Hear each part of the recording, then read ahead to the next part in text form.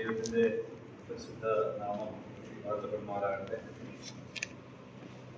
ഒരിക്കൽ കൂടി ഇവിടെയുള്ള പ്രിയപ്പെട്ടവരോട് ഒരുമിച്ച് കർത്താവിനെ ആരാധിക്കുവാനും നിങ്ങളോടൊപ്പം ദൈവവചനത്തിൽ നിന്നും ചില ചിന്തകളെ പങ്കുവയ്ക്കുവാനും കർത്താവിനെ സഹായിച്ചതോർത്ത് ഞാൻ നന്ദിയോടെ ദൈവത്തെ സ്തുതിക്കുകയും മഹത്വപ്പെടുത്തുകയും ചെയ്യുകയാണ്. ഞാൻ മുമ്പോട്ട് വന്നപ്പോൾ എൻ്റെ സാക്ഷിയൊക്കെ പറഞ്ഞിട്ടുള്ളതാണ്. കണ്ണൂർ ജില്ലയിൽ വെള്ളോറ എന്ന സ്ഥലത്താണ് ഞാൻ താമസിക്കുന്നത്. അവിടെയുള്ള സഭയോട് ചേർന്ന് കർത്താവിൻ്റെ വേല ചെയ്തു വരുന്നു. ഞാനൊരു റോമൻ കാത്തലിക് കുടുംബ പശ്ചാത്തലത്തിൽ ജനിച്ചു വളർത്തപ്പെട്ട വ്യക്തിയാണ്. കാത്തലിക് കുടുംബത്തിൽ ജനിച്ചെങ്കിലും ഞാൻ യേശുവിനെ അറിഞ്ഞതിന് ശേഷമാണ് ബൈബിൾ എന്താണെന്ന് പോലും കണ്ടത്. എൻ്റെ വീട്ടിൽ ബൈബിൾ പോലും ഇല്ലായിരുന്നു. കാരണം കണ്ണൂർ സാഹചര്യം നിങ്ങൾക്കറിയാം. ഞാനൊരു CPM കുടുംബ പശ്ചാത്തലത്തിലാണ്. അങ്ങനെ ജനിച്ചു വളർത്തപ്പെട്ടു. ആ ഒരു രാഷ്ട്രീയത്തിൻ്റെ പ്രവർത്തകനായി SFI DYFI പ്രവർത്തകനൊക്കെയായി മുമ്പോട്ട് പോയ നാളുകളിലാണ് എൻ്റെ ജീവിതത്തിൽ യഥാർത്ഥമായി യേശുക്രിസ്തുവിനെ എനിക്ക് അറിയാനായിട്ട് സാധിച്ചത്. അതിന് മുമ്പായിട്ട് തന്നെ എൻ്റെ ജീവിതത്തിൽ വലിയൊരു ദുരന്തം ഉണ്ടായിട്ടുണ്ട്. എൻ്റെ പിതാവ് ഒരു മദ്യപാനിയാണ്. ചാരായത്തിൻ്റെ ബിസിനസ്സിലായിരുന്നു. AK ആന്റണി മുഖ്യമന്ത്രി ആയിരുന്ന കാലഘട്ടത്തിൽ നിരോധിച്ച ഗവൺമെൻറ് ഇന്ന് ബീവറേജ് കോർപ്പറേഷൻ ആണെങ്കിൽ അന്ന് ചാരായമായിരുന്നു. അതിൻ്റെ ഏജൻ്റായിരുന്നു എൻ്റെ പിതാവ്. അങ്ങനെ ഇരിക്കുന്ന ഒരു സന്ദർഭത്തിൽ ഞാൻ സ്കൂളിൽ പഠിക്കുന്ന സമയം എൻ്റെ ഒരു സഹപാഠി അവൻ്റെ പിതാവിൻ്റെ മർദ്ദനമേറ്റ് മരിച്ചു പോകാനിടയായി. ഞാൻ മുമ്പ് പറഞ്ഞിട്ടുള്ള കാര്യമാണ്. ഞങ്ങളുടെ ഷാപ്പിൽ വന്ന് മദ്യപിച്ചിട്ടാണ് പിതാവ് എൻ്റെ കൂട്ടുകാരനെ ഉപദ്രവിച്ച് അവൻ മരിച്ചു പോകാനായിട്ടിടയായി. അവൻ്റെ പേര് മനോജ് എന്നാണ്. അന്നു മുതൽ എൻ്റെ ഉള്ളിൽ ഒരു വലിയ പകയും വൈരാഗ്യവും ഒക്കെ ആയിട്ടാണ് എൻ്റെ ബാല്യകാലം മുമ്പോട്ട് കടന്നു വന്നത്. അങ്ങനെ ഈ മദ്യത്തിനെതിരെ എന്തെങ്കിലുമൊക്കെ ചെയ്യണമെന്ന് ഞാൻ ആഗ്രഹിച്ചു. അതെൻ്റെ രാഷ്ട്രീയ ജീവിതത്തിലൂടെ കഴിയുമെന്ന് ചിന്തിച്ചു. അതെനിക്ക് കഴിയാതെ പോയി. പിന്നീട് ഇത് എന്നെ അടിമപ്പെടുത്തുമോ എന്നുള്ള ഭയം എൻ്റെ ഉള്ളിൽ ഉണ്ടാകാനിടയായി. അങ്ങനെ എനിക്ക് നിൽക്കുന്ന ഒരു സാഹചര്യത്തിലാണ് യഥാർത്ഥത്തിൽ എൻ്റെ ജീവിതത്തിൽ യേശുവിനെ എനിക്ക് അറിയാനായിട്ട് സാധിച്ചത്. 2017 മുതൽ പ്രിയ അച്ഛനൊക്കെ ഓർമ്മിച്ചതുപോലെ തൃശ്ശൂരും വിവിധ പാഠസംഘത്തിൻ്റെ മീറ്റിങ്ങുകൾക്ക് എനിക്ക് വരാനായിട്ട് കഴിഞ്ഞിട്ടുണ്ട്. 2017 മെയിൻ ക്യാമ്പിൽ ഞാനും ബെൻസിക്കുള്ളതുമായിരുന്നു ഉണ്ടായിരുന്നത്. അതിനുശേഷം 2 പ്രാവശ്യം വൺ ഡേ പ്രോഗ്രാമുകളിലും തൃശ്ശൂർ സെൻറ്ററിനോടുള്ള ബന്ധത്തിൽ സഹകരിക്കാനും എനിക്ക് കഴിഞ്ഞിട്ടുണ്ട്. ആ സമയങ്ങളൊക്കെ ഇവിടെയും വരുവാനും ഈ സഭയോടുള്ള ബന്ധത്തിൽ ഒരുമിച്ച് കർത്താവിനെ ആരാധിക്കുവാനും വചന ശുശ്രൂഷ ചെയ്യുവാനും അവസരം ലഭിച്ചിട്ടുണ്ട്. ഞാനതോട് ദൈവത്തെ സ്തുതിക്കുന്നു. ഇന്നും ഇങ്ങനെ ഒരു അവസരം നൽകിയ പ്രിയപ്പെട്ടവരോട് നന്ദി അറിയിക്കുകയാണ്. സഭയിൽ ഉത്തരവാദപ്പെട്ട എല്ലാ ദൈവദാസന്മാരോടും ദൈവനാമത്തിൽ നന്ദിയും സ്നേഹത്തെയും ഞാൻ അറിയിക്കുന്നു. ഇന്ന് ഉച്ച കഴിഞ്ഞ് എനിക്കൊരു മീറ്റിംഗ് ഉള്ളത് കൊണ്ടിട്ടൊരു ഹൗസ് വാമിംഗ് ഉണ്ട്. ഞങ്ങളോടൊപ്പം കണ്ണൂരുണ്ടായിരുന്ന ഒരു സഹോദരൻ്റെയാണ്, ജോജു ഏട്ടൻ. നിങ്ങൾക്ക് ഒരുപക്ഷെ അറിയുമായിരിക്കും. ആ ശുശ്രൂഷയിൽ സംബന്ധിക്കേണ്ടതുകൊണ്ടാണ് ഞാൻ ഇന്ന് ഇവിടെ വരാൻ കഴിഞ്ഞത്. അപ്പോൾ ജിമ്മീങ്ങളെ വിളിച്ചു.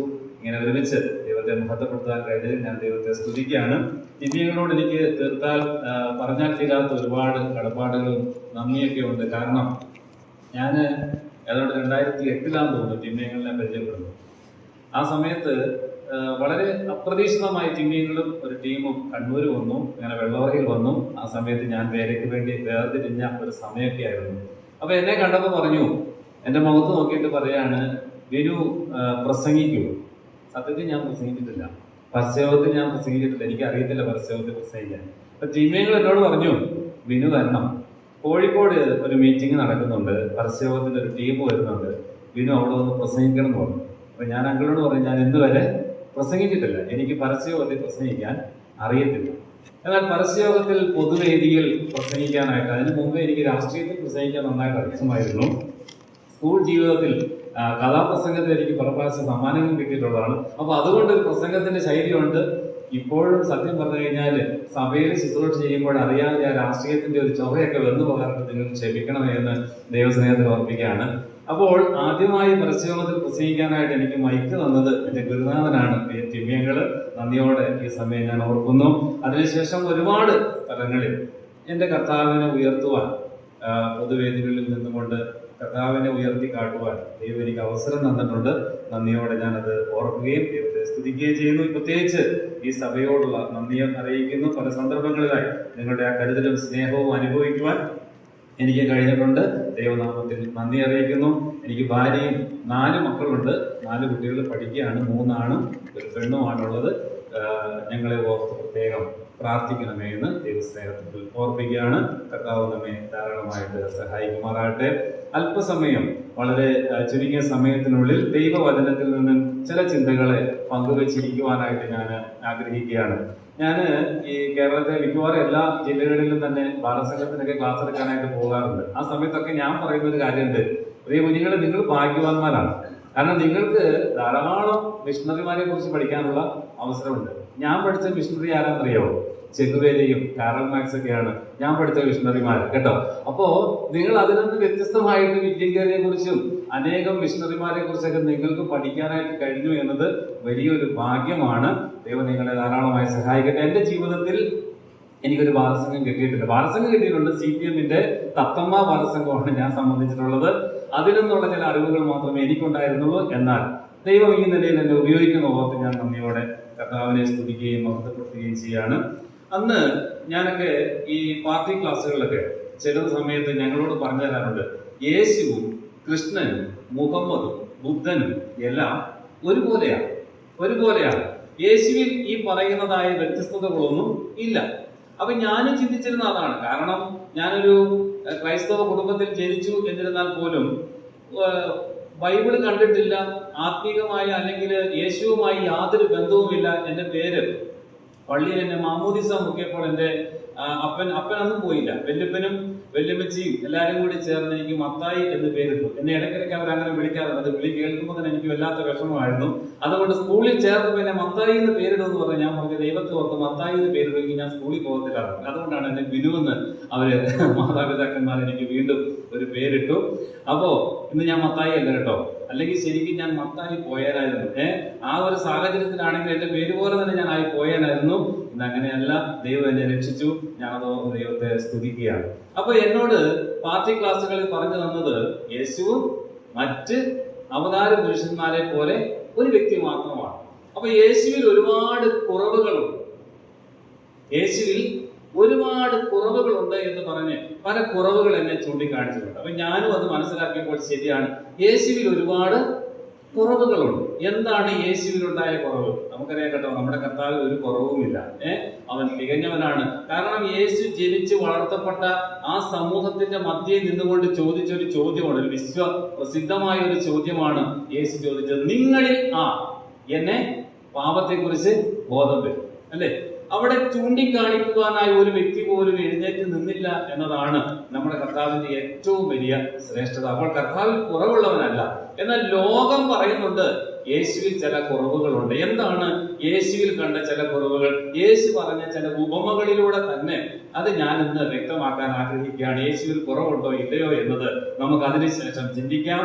ഒന്നാമതായിട്ട് ലൂക്കോസിന്റെ സുവിശേഷം 15-ാം അധ്യായം അതിന്റെ 3 മുതൽ 7 വരെയുള്ള വാക്യങ്ങൾ വായിക്കുമ്പോൾ അവിടെ യേശു പറഞ്ഞ ഒരു ഉപമയുണ്ട്. ആ ഉപമയിൽ കാണാതെ പോയ ഒരു ആടിനെ കുറിച്ചാണ് പറഞ്ഞിരിക്കുന്നത്. കാണാതെ പോയ ആട്, നമുക്കത് എല്ലാവർക്കും അറിയുന്ന ഭാഗമായതുകൊണ്ട് വായിക്കണമെന്നില്ല, നിങ്ങൾ അത് നോട്ട് ചെയ്താൽ മതി. മത്തായിയുടെ സുവിശേഷം 18-ാം അധ്യായം 12 മുതൽ 14 വരെയുള്ള വാക്യത്തിലും അതേ സാഹചര്യം തന്നെ അവിടെ പറഞ്ഞിട്ടുണ്ട്. അപ്പോൾ ഈ സന്ദർഭത്തിന്റെ അടിസ്ഥാനത്തിൽ ഒരു ഇടയന് 100 ആടുണ്ടായിരുന്നു. അതിൽ ഒന്നിനെ കാണാതെ പോയി, ഒരാടിനെ കാണാതെ പോയി. 99നെയും വിട്ടിട്ട് കാണാതെ പോയ ഒന്നിനെ യേശു തേടിപ്പോയി. അപ്പോൾ ലോകം പറയുന്ന ഒരു വലിയ കാര്യമുണ്ട്. എന്തെന്ന് ചോദിച്ചാൽ യേശുവിന് കണക്ക് കൂട്ടാൻ അറിയത്തില്ല.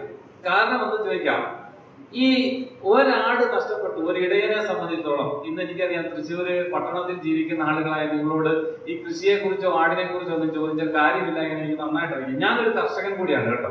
ഞാനൊരു സുവിശേഷകനാണ്, അതോടൊപ്പം ഞാൻ ഒരു കർഷകൻ കൂടിയാണ്. കർഷകൻ എന്ന് പറഞ്ഞാൽ അത്യാവശ്യം ഞങ്ങൾക്ക് ആവശ്യമായ കപ്പ, ചേമ്പ്, ചേന, കാച്ചിലൊക്കെ നട്ടു വളർത്തുന്ന, അത്യാവശ്യം ഞങ്ങൾക്ക് വേണ്ട കോഴി, താറാവിനെയൊക്കെ വളർത്തുന്ന അങ്ങനെയുള്ള ഒരു ജീവിത സാഹചര്യത്തിൽ ഒരു മലയോര മേഖലയിലാണ്. ജിമ്മയൊക്കെ എന്റെ വീട്ടിൽ വന്നിട്ടുണ്ട്.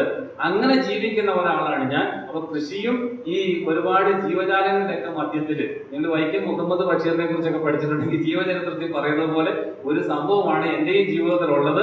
അപ്പോൾ ഈ കൃഷിയുമായിട്ട് ബന്ധപ്പെടുത്തി നോക്കിയാൽ, ഒരു ഇടയനോടുള്ള ബന്ധത്തിൽ നമ്മൾ ചിന്തിച്ച് നോക്കിയാൽ, ഈ ഒരാട് നഷ്ടപ്പെട്ട ഇടയന് ആർക്കാണ് നഷ്ടം? ഇടയനാണോ ആടിനാണോ? ഞാനിങ്ങനെ ഒരു പ്രസംഗം പറയുന്നു, നിങ്ങൾ റേഡിയോ പോലെ കേട്ടിരിക്കുകയല്ല കേട്ടോ. ചിലപ്പോൾ ഞാൻ ചില ചോദ്യങ്ങളൊക്കെ ചോദിക്കും, മറുപടി കൂടി പറയാം. അങ്ങനെ നമുക്ക് ഒരുമിച്ച് ചില ചിന്തകളെ പങ്കുവെക്കാമെന്ന് ഞാൻ ആഗ്രഹിക്കുന്നു. ആർക്കാണ് നഷ്ടം കൂടുതൽ, ഇടയനാണോ ആടിനാണോ? ഇടയന് നഷ്ടം. ഇടയന് നഷ്ടം എന്ന് പറയുന്നവർക്ക് അത് കൈവെക്കാവോ? ഇടയനാണ് നഷ്ടം? ഇല്ല, ഞാൻ കുഴപ്പിക്കുന്ന ചോദ്യം ഒന്നും ചോദിക്കില്ല. ഇടയനാണോ നഷ്ടം, ആടിനാണോ നഷ്ടം? ഇടയന് നഷ്ടം. ഒരാടിന് ഒരു ന്യായമായി ഒരു നല്ല ആടാണെങ്കിൽ 10-20,000 രൂപയൊക്കെ വില കിട്ടും. ഒരാട് പോയാൽ ഇടയന് നഷ്ടമുണ്ടോ? ഇടയനാണ് നഷ്ടം എന്ന് വിശ്വസിക്കുന്നവർ കുറച്ചു പേരുണ്ട്. ആടിന് നഷ്ടമെന്ന് ചിന്തിക്കുന്നവർ ആരുണ്ടോ? കുറച്ചു പേര് പറയുന്ന ആടിനാണ് നഷ്ടമെന്ന്. എന്തായാലും നമുക്ക് നോക്കാം.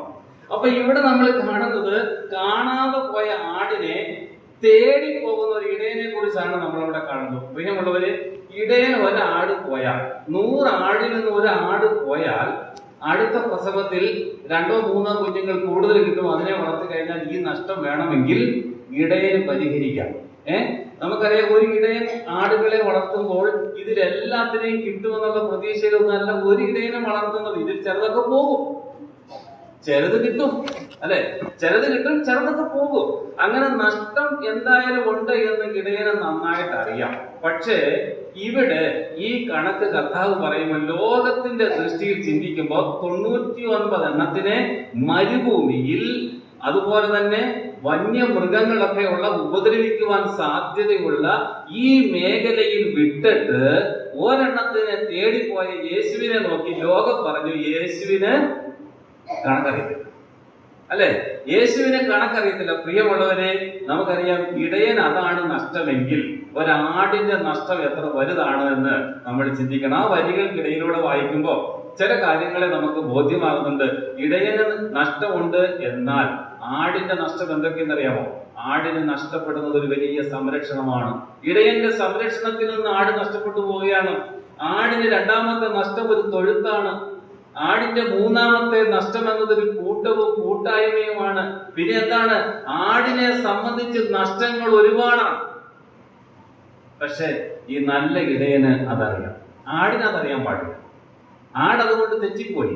പക്ഷെ ഈ ആടിനെ തേടി വന്ന ഇടയനുണ്ടല്ലോ, ആ ഒന്നിന് കൊടുത്ത വിലയാണ്, ആ ഒരെണ്ണത്തിന് കൊടുത്ത വിലയാണ്. പ്രിയമുള്ളവരെ, നമ്മുടെ ജീവിതത്തിൽ നമ്മളൊന്ന് ചിന്തിക്കുക.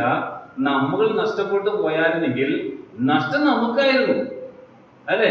ആടുകളെ പോലെ വഴിതെറ്റിപ്പോയാൽ നമ്മുടെ ജീവിതത്തിൽ നഷ്ടപ്പെട്ടു പോയാൽ ഈ ഒരു കൂട്ടം നമുക്ക് കിട്ടത്തില്ല, ഈ ഒരു കൂട്ടായ്മയുടെ ബന്ധം നമുക്ക് അനുഭവിക്കുവാനായിട്ട് സാധിക്കത്തില്ല. ഈ ഒരു സംരക്ഷണ വലയം, ഈ വലിയ ഇടയന്റെ സംരക്ഷണ വലയത്തിലേക്ക് വരുവാനായിട്ട് ഒരിക്കലും നമുക്ക് കഴിയത്തില്ല. അപ്പോൾ നഷ്ടങ്ങൾ കൂടുതൽ നമുക്കാണ് എന്ന് മനസ്സിലാക്കിയ ഇടയൻ നമ്മെ തേടി വരാനായിട്ട് ഇടയായി. അപ്പോൾ ഈ ഇടയന്റെ സ്നേഹത്തെ തിരിച്ചറിയാൻ കഴിഞ്ഞതുകൊണ്ടാണ് പ്രിയമുള്ളവരെ നമുക്കിത് മനസ്സിലാക്കാനായിട്ട് കഴിഞ്ഞത്. പക്ഷെ ലോകത്തിന് ഇത് അറിയത്തില്ല. അതുകൊണ്ട് ലോകം എന്താ പറയുന്നത് അറിയാമോ? നഷ്ടം ആർക്കാ കൂടുതൽ? ഇടയനാണ് കൂടുതൽ. എന്നാൽ ഒരിക്കലുമല്ല, നഷ്ടം നമുക്കാണ് കൂടുതൽ. ദാവീദിന്റെ ജീവിതത്തിൽ നമ്മളൊന്ന് ചിന്തിക്കാം. ദാവീദ് ഒരു സന്ദർഭത്തിൽ നഷ്ടപ്പെട്ടു പോയ ഒരു വ്യക്തിയാണ്. പക്ഷെ നാഥാൻ പ്രവാചകനെ ദൈവം അവിടേക്ക് അയച്ചു, അല്ലെ? അവിടെ ദാവീദ് ചില തന്ത്രങ്ങളൊക്കെ പ്രയോഗിച്ചൊന്ന് രക്ഷപ്പെടാനായിട്ട് ശ്രമിച്ചെങ്കിലും അവൻ നീ തന്നെയാണ് എന്ന നാഥാൻ പ്രവാചകന്റെ വാക്കിന് മുമ്പിൽ വിറയലോടുകൂടി നിൽക്കുന്ന ഒരു ദാവീദിനെയാണ് നമ്മൾ അവിടെ കാണുന്നത്. അപ്പോൾ ഇങ്ങനെയുള്ള ദാവീദിനെ, അല്ലെ, അല്പം നഷ്ടപ്പെട്ടു പോയ ദാവീദിനെ തേടി വന്ന ദൈവത്തിന്റെ ആ സ്നേഹം അനുഭവിക്കുവാൻ കഴിഞ്ഞപ്പോ പിന്നീട് നമ്മൾ വായിക്കുന്നുണ്ട് എന്താണ്, അല്ലെ? ആ ദൈവത്തിന്റെ ഹൃദയപ്രകാരമുള്ള ഒരു മനുഷ്യൻ എന്നൊരു സ്ഥാനത്തേക്ക് ദാവീദ് ഉയരുവാനായിട്ട് കഴിഞ്ഞത് എന്തുകൊണ്ടാണ്? നമ്മുടെ ജീവിതവുമായിട്ടൊന്ന് താരതമ്യം ചെയ്തു നോക്കുമ്പോൾ നഷ്ടങ്ങൾ എത്രയോ വലുതായിരുന്നു. എനിക്ക് ഭീമമായൊരു നഷ്ടമായിരുന്നു. ഞാൻ എപ്പോഴും ചിന്തിക്കുന്ന ഒരു കാര്യമുണ്ട്. ഞാൻ എന്റേതായ ആ ഒരു കണ്ണൂരിലെ രാഷ്ട്രീയ പശ്ചാത്തലത്തിലൂടെ മുമ്പോട്ട് പോയിരുന്നു എങ്കിൽ എന്റെ ജീവിതത്തിൽ എന്തുമാത്രം നഷ്ടങ്ങളായിരുന്നു, എന്തുമാത്രം നഷ്ടങ്ങളായിരുന്നു. ഞാൻ അതിനുശേഷം വിശ്വാസത്തിലേക്ക് വന്നതിന് ശേഷം രാഷ്ട്രീയത്തിൽ ചില പ്രസിദ്ധരായ ആളുകൾ തന്നെ വന്ന് കണ്ടിട്ട് പറഞ്ഞു, നീ എന്തായാലും പ്രസംഗിക്കുന്ന ഒരാളല്ലേ, നീ നമ്മുടെ പാർട്ടിയിലൊക്കെ പ്രസംഗിക്കുന്ന ഒരാളല്ലേ, നീ പോകുന്നത് ഞങ്ങൾക്കൊരു വലിയ നഷ്ടമാണ്. അതുകൊണ്ട് ഒരു കാര്യം, ഈ വിശ്വാസമൊക്കെ ഉണ്ടെങ്കിലും കുഴപ്പമില്ല, ഇപ്പം വിശ്വാസം ഞങ്ങൾ അംഗീകരിക്കുന്നുണ്ട്, അതുകൊണ്ട് നീ ഞങ്ങളുടെ കൂടെ വന്ന് ഇടയ്ക്ക് വന്ന് പ്രസംഗിക്കണമെന്ന്. പ്രിയമുള്ളവരെ, ഈ ജീവനുള്ള വലിയവനായ ദൈവത്തെ പ്രസംഗിക്കുന്നതിൽ കിട്ടുന്ന വലിയൊരു ആനന്ദവും സന്തോഷവും അത് ഒരിക്കലും രാഷ്ട്രീയത്തിൽ കിട്ടുന്ന ഒരു കാര്യമല്ല. കാരണം അതൊക്കെ ഈ ലോകത്തിലെ നഷ്ടങ്ങൾ മാത്രമാണ്. എന്നാൽ എന്നെ തേടി വന്ന യേശുവിന്റെ വലിയ സ്നേഹം എനിക്ക് തിരിച്ചറിയാൻ കഴിഞ്ഞപ്പോൾ എനിക്കൊരു കാര്യം മനസ്സിലായി. യേശുവാണ് യഥാർത്ഥമായി കണക്ക് കൂട്ടിയത്, അല്ലെ? യേശുവാണ് യഥാർത്ഥമായി കണക്ക് കൂട്ടിയത്. യേശു നമുക്കിട്ടിരിക്കുന്ന വില എത്രയാണ്? ലോകം നമുക്കിട്ടിരിക്കുന്ന വില എന്താണ്? യേശു എനിക്കിട്ടിരിക്കുന്ന വില എന്താണ്? പ്രിയമുള്ളവരെ, യേശുവിനല്ല കണക്ക് കൂട്ടാൻ തെറ്റിയത്, കണക്ക് കൂട്ടലിൽ തെറ്റ് പറ്റിയത് ലോകത്തിനാണ്. എന്റെ യേശുവിന്റെ സ്നേഹത്തെയാണ് നമുക്ക് അവിടെ തിരിച്ചറിയാനായിട്ട് സാധിക്കുന്നത്. ഒന്ന് എന്ന എനിക്ക് എന്റെ യേശു തന്ന വിലയാണ് ആ നല്ല കാണാതെ പോയ ആ ആടിലൂടെ നമുക്ക് മനസ്സിലാക്കാനായിട്ട് കഴിയുന്നത്. രണ്ടാമത്തെ സന്ദർഭം ലൂക്കോസിന്റെ സുവിശേഷം തന്നെ 15-ാം അധ്യായം അതിന്റെ താഴോട്ടുള്ള വാക്യം 8 മുതൽ 10 വരെയുള്ള വാക്യങ്ങൾ വായിക്കുമ്പോൾ രണ്ടാമതൊരു ഉപമ കൂടി കർത്താവ് അവിടെ പറയുകയാണ് കേട്ടോ.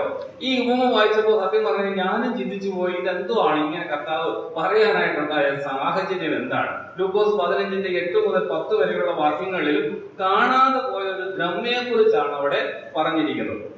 ഈ കാണാതെ പോയ ദ്രഹ്മയുടെ ഉപമ വെച്ചുകൊണ്ട് ലോകം പറയുന്ന ചില കാര്യങ്ങളുണ്ട്. യേശുവിന് ലോജിക്കലായിട്ട് ചിന്തിക്കാനായിട്ട് കഴിയാത്ത ഒരാളാണ് യേശു. ലോജിക്കലായിട്ട് ചിന്തിക്കാനായിട്ട് കഴിയത്തില്ല. എന്താ കാരണം? ഇവിടെ സംഭവിച്ചിരിക്കുന്നത് എന്താണ്? ഒരു ദ്രഹ്മ കാണാതെ പോയി, 10 ഉണ്ട്, അതിൽ ഒരെണ്ണം കാണാതെ പോയി. എന്നിട്ട് ഇവിടെ എന്താണ് ചെയ്തത്? വീട് മുഴുവനും അടിച്ചു വാരി വൃത്തിയാക്കി ഇത് കണ്ടു കിട്ടിയപ്പോൾ അയൽക്കാരെ മുഴുവനും കൂടി വിളിച്ചു കൂട്ടി. അയൽക്കാരെ മുഴുവനും വിളിച്ചു കൂട്ടിയിട്ട് ഒരു വലിയ വിരുന്ന് കൊടുക്കുകയാണ്.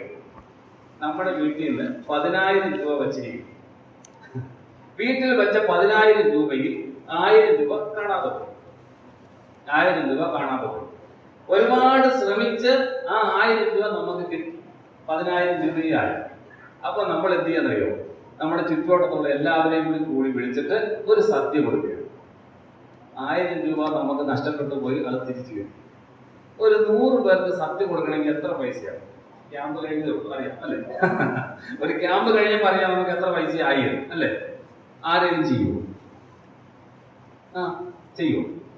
പറയട്ടെ, വിവരമുള്ള കാര്യം ചെയ്യൂല അല്ലെ? അയ്യോ, അങ്ങനെ ആരും ചെയ്യോ? കാരണം എന്താണ്?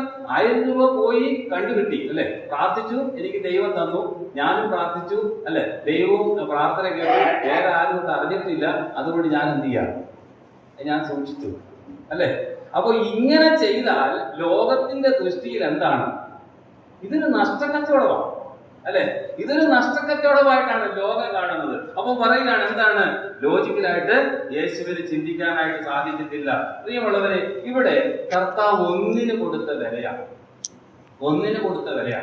ഞാൻ നേരത്തെ പറഞ്ഞപ്പോൾ അത് നമ്മൾ ചിന്തിച്ചതാണ് അല്ലെ? ലോകം മനുഷ്യനിട്ടിരിക്കുന്ന വില കാലങ്ങൾക്ക് മുമ്പ് ഞാൻ വായിച്ചതാണ്, കറക്റ്റാണെന്ന് എനിക്ക് അറിയത്തില്ല, 6 രൂപ 40 പൈസയായിരുന്നു. അത് പിന്നീട് കുറച്ച് കഴിഞ്ഞപ്പോൾ 137 രൂപയായി. ഇപ്പൊ എത്രയാണെന്ന് എനിക്ക് അറിയാമോ? അറിയില്ല. ഒരു മനുഷ്യന്റെ ശരീരത്തിന് ലോകം ഇട്ടിരിക്കുന്ന വിലയാണ് കേട്ടോ. ഒരു മനുഷ്യന് ഇവിടെ ലോകം ഇട്ടിരിക്കുന്ന വിലയാണിത്. പക്ഷേ ദൈവം ഒരു മനുഷ്യന് കൊടുത്തിരിക്കുന്ന വില, അവന്റെ ആത്മാവിനിട്ടിരിക്കുന്ന വില, അത് മനുഷ്യന്റെ കാൽക്കുലേറ്ററുകൾ കൊണ്ട് കണക്ക് കൂട്ടാൻ കഴിയുന്നതിനപ്പുറമാണ് അല്ലെ?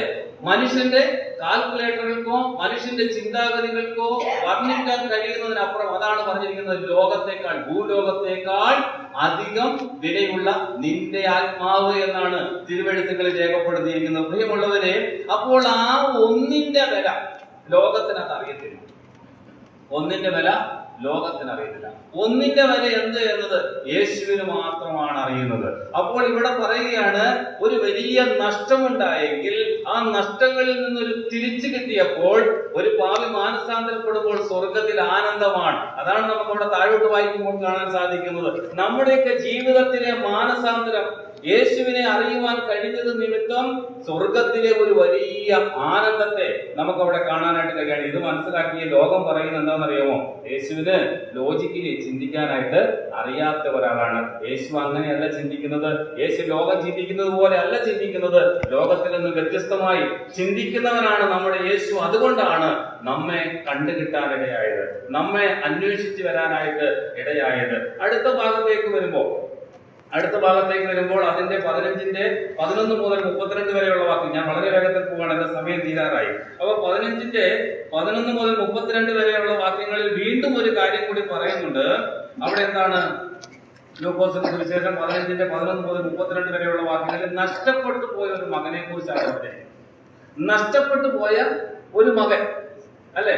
അപ്പൊ ഈ നഷ്ടപ്പെട്ടു പോയ മകൻ അവൻ എങ്ങനെയാ പോയതെന്നറിയാമോ? അവൻ അപ്പനോട് പറഞ്ഞു, അപ്പാ എനിക്കുള്ള വീതം ഇങ്ങ് തരണം. അപ്പൻ അന്നേരെ കൊടുത്തു. ഇതായി അപ്പന്റെ പ്രത്യേകത കേട്ടോ. അപ്പൻ അന്നേരെ കൊടുത്തു. നിനക്ക് എന്നാ വേണ്ടത്? ഇതിന്റെ പകുതി നിനക്ക് തന്നേക്കാം. അത് അപ്പം മകന് കൊടുത്തു. ഇവൻ ഇതുമായിട്ടൊക്കെ പോവുകയാണ് കേട്ടോ. ഞാൻ ആ വിഷയത്തിന് ഇട്ടിരിക്കുന്ന ഒരു പോയിന്റ് എന്നത്, യേശു ഭയങ്കര മറവിയുള്ളവൻ. ലോകമാണത് പറയുന്നത്. യേശു മറവിയുള്ളവനാണ് എന്ന് ലോകം പറയും. എന്താ കാരണമെന്നറിയുമോ? ഇവിടെ നഷ്ടപ്പെട്ടു പോയ മകൻ, അല്ലെ? അവൻ എന്താ വേണ്ടത്? ഈ മകന് ദാനം വേണം. ദാനം നൽകുന്ന ദാതാവിനെ അവന് വേണ്ട. ദാതാവിനെ മറന്ന്, സ്വന്തം കുടുംബത്തെ മറന്ന് അവൻ ഇഷ്ടമുള്ളതായ ഒരു വഴിയിലേക്ക് അവൻ യാത്ര ചെയ്യുകയാണ് ചെയ്തത്, അല്ലെ? അപ്പോൾ ഇവന്റെ ജീവിതത്തിൽ എന്താണ് സംഭവിച്ചത്? അവൻ ദൈവത്തെ മറന്ന് ജീവിച്ചു, കുടുംബത്തെ മറന്നുകൊണ്ട് അവൻ ജീവിച്ചു, അവൻ ഇഷ്ടമുള്ളതുപോലെ അവൻ ജീവിച്ച് ഒടുവിൽ അവൻ ചെന്ന് പെട്ടതായിരിക്കുന്ന സ്ഥലം എവിടെയാണ്? പന്നികളെ മേയ്ക്കുന്ന ഒരു പന്നിപ്പാമ്പിലാണ് അവൻ ചെന്നത്. പന്നിയിറച്ചി തൃശ്ശൂര് അങ്കമാലിയുള്ളവർക്കൊക്കെ ഏറ്റവും ഇഷ്ടമുള്ള സംഭവം എനിക്കറിയാം. നിങ്ങൾ പന്നിപ്പാമ്പ് കണ്ടിട്ടുണ്ടോ? പന്നിപ്പാമ്പൊക്കെ മിക്കവാറും ഉള്ളത് മലബാറിലാണ് കേട്ടോ. അതിന്റെ അടുത്ത പരിസരത്തേക്ക് നമുക്ക് പോകാൻ പറ്റത്തില്ല, അത്രയ്ക്കും നാശമായിരിക്കും. കാരണം ഇവിടെ പോലെ എല്ലാ മാലിന്യങ്ങളും വേസ്റ്റും ഹോട്ടലിലെയും അതുപോലെ തന്നെ മത്സ്യക്കടകളിലെയും ചിക്കൻ സ്റ്റാളിലെയും സകലമാന വേസ്റ്റുകളും വൈകുന്നേരം ആകുമ്പോൾ എടുത്തുകൊണ്ട് പോകും. ഇത് എങ്ങോട്ടാ കൊണ്ടുപോകുന്നത്? നേരം വെളുക്കുമ്പോൾ തൃശ്ശൂർ ടൗണൊക്കെ നല്ല ക്ലീൻ ആണ്. ഇവിടെ ഉണ്ടായിരിക്കുന്ന മാലിന്യങ്ങളെല്ലാം എവിടെ കൊണ്ടുപോയി? ഇതെല്ലാം പന്നിപ്പാമ്പുകളിലേക്ക് കൊണ്ടുപോകുന്നത്. അതുകൊണ്ട് നമ്മളൊന്ന് ചിന്തിക്കുക. ഇത് മുഴുവനും കൊണ്ടുപോയി സൂക്ഷിക്കുന്ന സ്ഥലത്തിന്റെ സുഗന്ധമൊന്നും അല്ല, ഭയങ്കരമായ ദുർഗന്ധമാണ്. അപ്പോൾ ഇങ്ങനെയുള്ള ഒരു സ്ഥലത്താണ് ഈ മനുഷ്യൻ ഇപ്പൊ ചെന്നുപെട്ടിരിക്കുന്നത്. അങ്ങനെയുള്ള ഒരു സ്ഥലത്താണ് ചെന്നുപെട്ടിരിക്കുന്നത്. അവിടെ കിടന്നുകൊണ്ടാണ് അവൻ ഓർക്കുന്നത്, എന്റെ അപ്പന്റെ ഭവനം എത്ര സുന്ദരമായ ഒരു ഭവനമാണ്, അവിടെ എത്രയോ ജോലിക്കാരുണ്ട്, അവർ തിന്ന് ശേഷിക്കുകയാണ്, ഞാനോ വിശപ്പ് കൊണ്ട് വലയുകയാണ്. അവൻ അവന്റെ ജീവിതത്തിലെ പരാജയങ്ങളെ തിരിച്ചറിയും. അപ്പോഴവൻ പറയാണ്, അപ്പനോടും ദൈവത്തോടും സ്വർഗത്തോടും ഞാൻ പാപം ചെയ്തു പോയി, എന്റെ ജീവിതത്തിൽ കുറവ് സംഭവിച്ചു പോയി, ഞാൻ അങ്ങോട്ട് മടങ്ങിപ്പോവുക, എന്റെ അപ്പന്റെ ഭവനത്തിലേക്ക് മടങ്ങിപ്പോവുക. എന്താ സംഭവിച്ചത്? അവൻ ആ തീരുമാനമെടുത്തു. അവൻ മടങ്ങിപ്പോയി. ആ മുഷിഞ്ഞ വസ്ത്രവുമായി അവൻ മടങ്ങിപ്പോയി. ദൂരത്ത് നിന്ന് തന്നെ ഈ പിതാവ് അവനെ കണ്ടപ്പോൾ ഓടിച്ചെന്ന് അവനെ കെട്ടിപ്പിടിച്ച് അവന്റെ കഴുത്തിൽ ചുംബനം നൽകി, അവന് നേത്രമായിരിക്കുന്ന വസ്ത്രം കൊടുത്ത് അവന്റെ കയ്യിൽ മോതിരം അണിയിച്ച്, മാത്രമല്ല അവനെ തിരിച്ചു കിട്ടിയ സന്തോഷത്തിൽ ഒരു വലിയ സദ്യ അവിടെ ക്രമീകരിക്കാം. ഒരു വലിയ ആനന്ദമാണ് നമുക്കവിടെ കാണാനായിട്ട് സാധിക്കുന്നത്, അല്ലെ? നമ്മുടെ കർത്താവ് മറന്നു ചില കാര്യങ്ങളെ, വിട്ടുകളഞ്ഞു. ചിലത് കർത്താവ് ക്ഷമിച്ചു. പ്രിയമുള്ളവരെ, നമ്മുടെ ജീവിതത്തിൽ നമ്മളൊന്ന് ഓർത്തു നോക്കുക.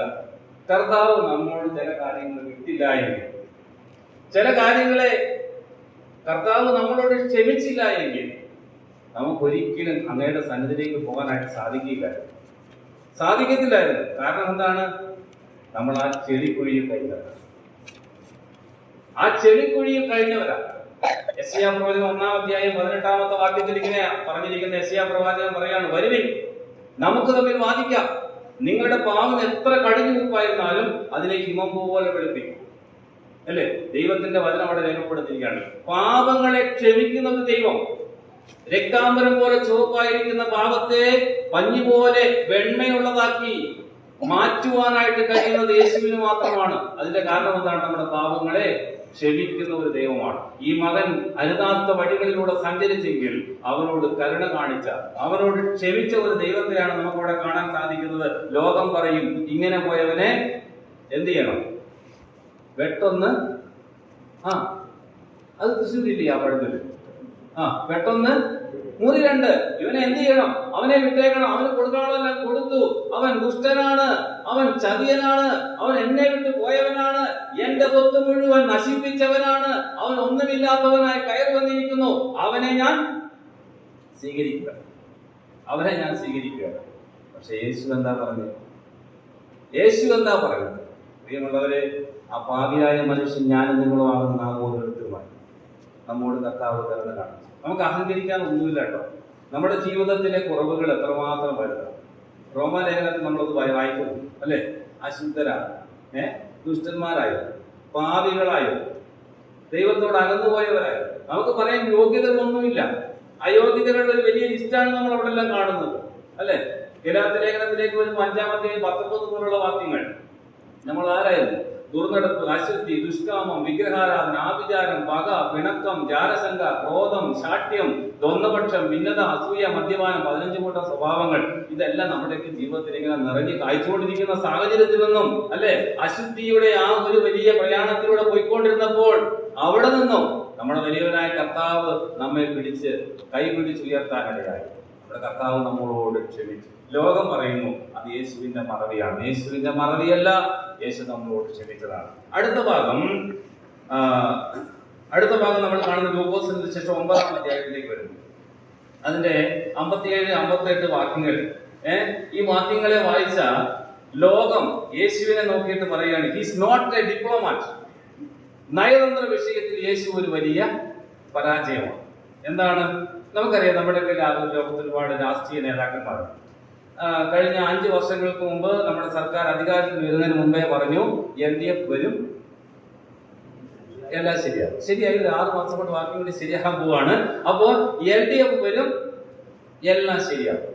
ഞാനിതൊന്നും പറയണ്ട, തൃശ്ശൂരുകാർക്ക് അതിനേക്കാൾ വലിയ അവർക്ക് പറ്റിയിട്ടുണ്ട് അല്ലെ? അതിനേക്കാൾ വലിയ അവർക്ക് പറ്റിയിട്ടുണ്ട്. എന്തായിരുന്നു നമ്മുടെ MP എന്തൊക്കെയാ ചെയ്തത്? പള്ളിയിൽ പോകുന്നു, കഞ്ഞി വടിച്ചു നക്കുന്നു, അമ്പലത്തിൽ പോകുന്നു, പ്രസാദം മേടിച്ച് കഴിക്കുന്നു, പള്ളിയിൽ പോകുന്നു, ഒരു കിരീടം കൊടുക്കുന്നു, ആകപ്പാടെ എല്ലാവരെയും അരികിലേക്ക് ചേർത്ത് നിർത്തി ഞാനിങ്ങ് എടുക്കുക എന്ന് പറഞ്ഞു. അപ്പൊ തൃശ്ശൂരുകാരൻ വിചാരിച്ചു എന്നെ എടുത്തു, കൊഞ്ചിച്ചു, എളിയിൽ വെച്ചു, ലാളിക്കും എന്നൊക്കെ നിങ്ങൾ ചിന്തിച്ചു. ഇപ്പൊ എന്താ സംഭവിച്ചേ? തമ്പ്രാൻ വരികയാണ്, പോയി മാറി നിന്നോണം അല്ലെ? ഇപ്പൊ എല്ലാവരും മാറി നിന്നോണം. അന്നെന്നാ പറഞ്ഞു? എല്ലാവരും ചേർത്ത് നിർത്താനായിട്ട് അല്ലെ? ലോകം അങ്ങനെയാണ്. അപ്പൊ ലോകത്തിലെ രാഷ്ട്രീയ നേതാക്കന്മാർ അങ്ങനെയാണ്. അപ്പോൾ അവർക്ക് പറയാൻ ഒരുപാട് ആദർശങ്ങളുണ്ട്, ഒരുപാട് മോഹന വാഗ്ദാനങ്ങളുണ്ട്. ഇത് കൊടുത്തെങ്കിൽ മാത്രമേ അണികളെ കൂടെ നിർത്താനായിട്ട് പറ്റുകയുള്ളൂ. അപ്പൊ യേശുവിന്റെ അരികിൽ യേശുവിന്റെ കൂടെ നിൽക്കാൻ വേണ്ടി കുറച്ചാളുകൾ, യേശുവിന്റെ കൂടെ നിൽക്കാൻ വേണ്ടി ഞങ്ങൾ നിന്നെ അനുഗമിക്കാം, എനിക്കെന്ത് കിട്ടും? അതൊക്കെ തന്റെ ചോദ്യം. എനിക്കെന്ത് കിട്ടും? വെറുതെ പോകേണ്ട കാര്യമൊന്നും. കർത്താവിന്റെ കൂടെ പോവാണെങ്കിലും ജോലിക്ക് പോവാണെങ്കിലും, നമ്മൾ ജോലിക്ക് പോകുന്നുണ്ട്, വിദേശത്തൊക്കെ ജോലിക്ക് പോകുന്നുണ്ട്. എന്താ കാരണം? സാലറി കൂടുതൽ കിട്ടുന്നതുകൊണ്ടാണ് അല്ലെ? അപ്പൊ നല്ല ജോലി കിട്ടും. ഏറ്റവും കൂടുതൽ സാലറി തരുന്ന ആരാണോ? എനിക്ക് എന്ത് തരും? നിനക്ക് ഇത്ര തരും, എന്നാൽ ഞാൻ നിന്റെ കൂടെ വരാം അല്ലെ? അപ്പൊ അതാണ്. അപ്പൊ യേശു ഇവിടെ പറയുന്നത് എന്താണ്? ഇവിടെ യേശു എന്താണ് പറഞ്ഞിരിക്കുന്നത്?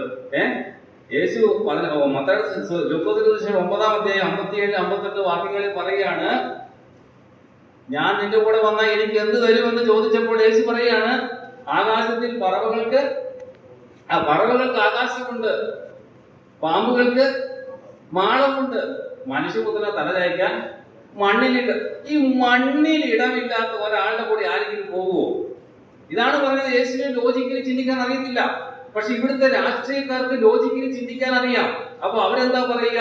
ഞങ്ങളുടെ കൂടെ വരികയാണെങ്കിൽ മണ്ണ് തരാം, ഞങ്ങളുടെ കൂടെ വരികയാണെങ്കിൽ നിങ്ങൾക്ക് വീട് വെച്ച് തരാം, ഞങ്ങളുടെ കൂടെ വരികയാണെങ്കിൽ നിങ്ങൾ മക്കളുടെ കല്യാണം നടത്തി തരാം, ഞങ്ങളുടെ കൂടെ വന്നാൽ അത് തരാം, ഇത് തരാം എന്ന് പറഞ്ഞ് ആടിനെ പ്ലാവിലെ കാണിച്ച് കൊണ്ടുപോകുന്നത് പോലെ കൊണ്ടുപോകുവാൻ നയതന്ത്ര വിഷയത്തിൽ പരിജ്ഞാനം നേടിയ രാഷ്ട്രീയക്കാർ ജീവിക്കുന്ന ഈ സാഹചര്യത്തിൽ യേശു പറയുകയാണ്, എന്റെ കൂടെ വന്നാൽ എനിക്ക് തന്നെ മണ്ണില്ല.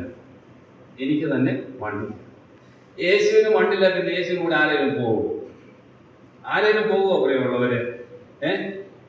എന്നാൽ യേശു ഒരു കാര്യം പറഞ്ഞിട്ടുണ്ട്, എന്റെ കൂടെ വന്നാൽ ഇവിടെ മണ്ണ് തരാൻ എനിക്കില്ല, പക്ഷേ നിങ്ങൾക്ക് ഞാനൊന്ന് തരാം.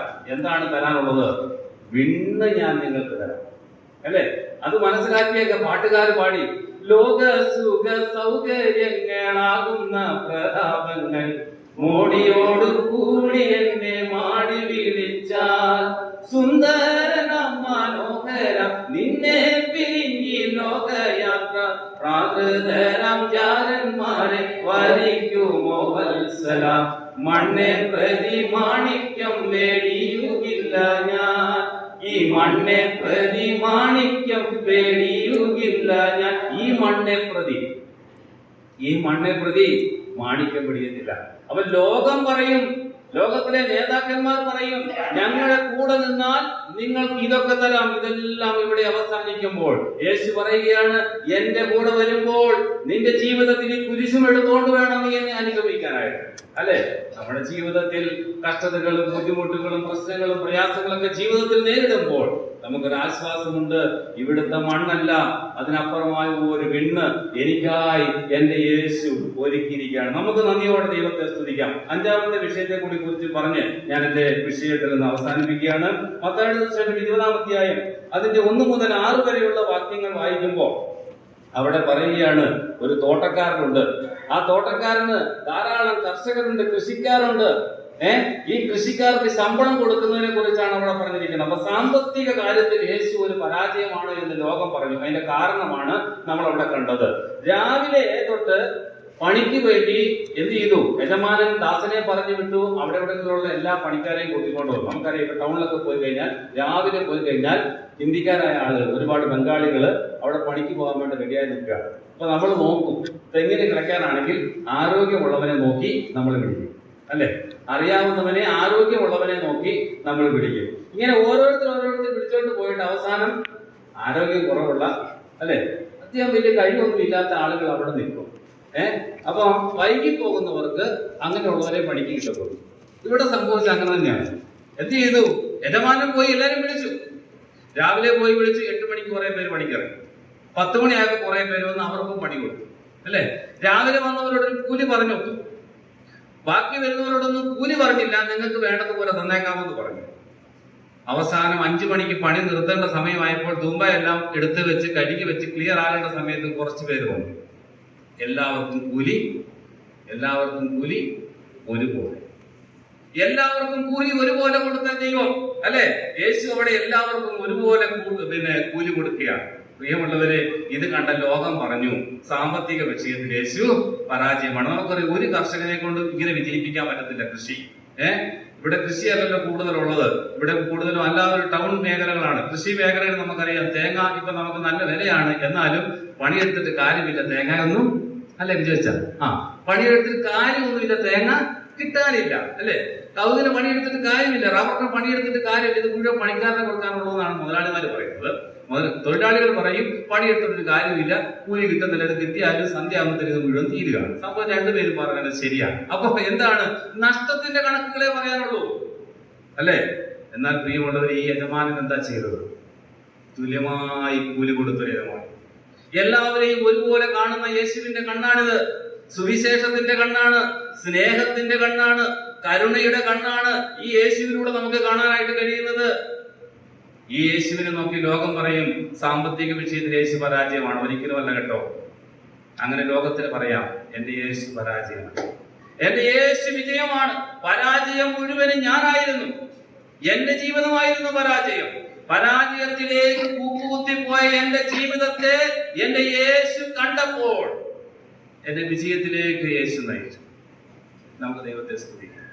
പരാജിതനായില്ല, കുറവുകളുള്ളതായില്ല, എല്ലാ അർത്ഥത്തിലും കുറവുകളുള്ള എന്റെ യേശു സ്നേഹിക്കാനിടയായി.